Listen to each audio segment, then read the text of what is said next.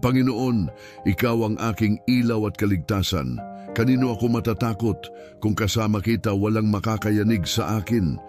Kahit mapalibutan ako ng kasamaan, kahit mag-alsa ang digmaan laban sa akin, patuloy pa rin akong magtitiwala sa iyo.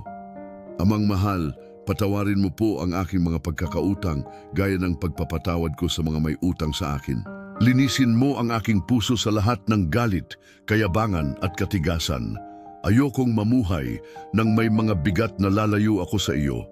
Nais kong maging malaya upang makapaglingkod sa iyo ng may malinis na puso.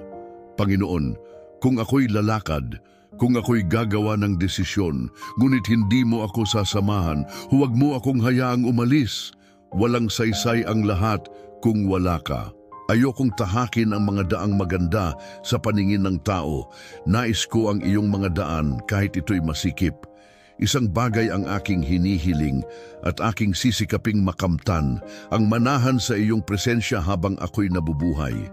Pagmasdan ang iyong kagandahan at pakinggan ang iyong tinig.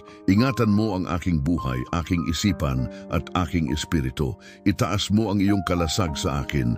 Maging kanlungan ko sa oras ng panganib at lakas ko sa oras ng kahinaan. Ako'y may tiwala sa iyo, Panginoon. Kahit ang lahat ay tila laban sa akin, alam kong aking makikita ang iyong kabutihan sa lupang ito ng mga buhay. Turuan mo akong maghintay na may pananampalataya at lumakad na may tapang. Sa pangalan ni Jesus, Amen.